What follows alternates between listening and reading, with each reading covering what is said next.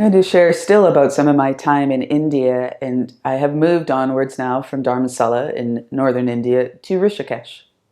Some of you might have heard of Rishikesh, India. It's quite, well known as the Beatles went there in the early 70s, I think, to practice yoga.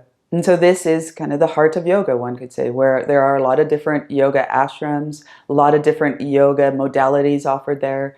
And it feels like you're just steeped in the ancient wisdom teachings. Rishikesh is built along the Ganges, along the river, where every sunrise and sunset there's kirtan, chanting. Cows roam freely in the street. There's deities, big beautiful statue of deities, and it's just very exotic.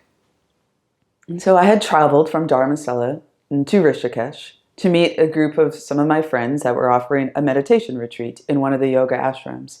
And it was going to be a bit of a combination of both yoga and meditation. And I was excited to run into some of my friends that I've traveled with previously, in that year that I was in India. And so get off the bus. Any of you who've traveled, it's just like, whoa, that was arduous to kind of get off the bus, a little bit tired, make my way into the ashram, settle in, have a sleep, and the retreat starts the next day.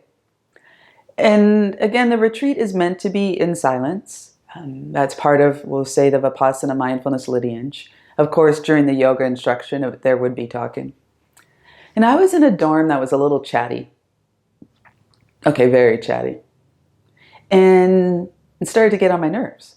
You know, here I was. I just took this arduous bus journey overnight over the foothills of the Himalayas. I came to practice, and I had a chatty dorm mates.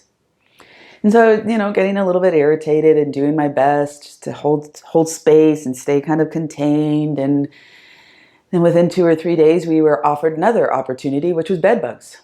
And so we all woke up kind of in the middle of the night, scratching and more chattiness, kind of freaking out and throwing mattresses. And I still don't even think I recovered from the original bus journey, and, kind of getting a little bit irritated with the chattiness. And now we had bed bugs and tired. And then the bell went for the first morning sit the next day, and it wasn't going well. Generally, we're not supposed to leave, we'll say, the ashram or the retreat center, but I was grumpy. And so I went out and sat by the river, bought a little cup of chai and sat by the river and was just feeling it, feeling grumpy, feeling ripped off, feeling itchy, feeling like, what the heck is going on here? I'm in India. I'm here to practice. Like, don't these people know? Why are they talking? And the bed bugs, and when will I get a bed? I just want a good night's sleep. And wow. And so sitting there, chanting was happening as the sun was rising. It was very picturesque, actually. It was very beautiful.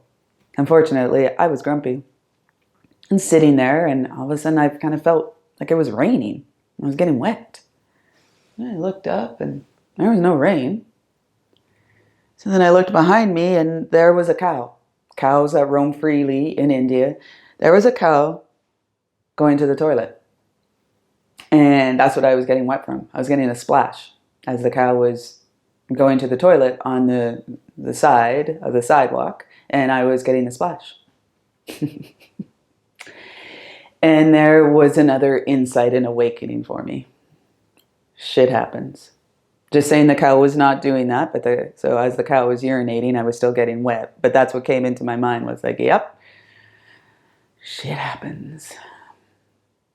And somehow this kind of sweet humor allowed me to shake off a little bit my mood and finish my chai, continue to watch the morning unfold for a few more moments, and then I went back into retreat. The retreat still wasn't perfect and easy, but somehow my attitude shifted. So we never know when we're going to get beautiful moments of awakening. Thank you.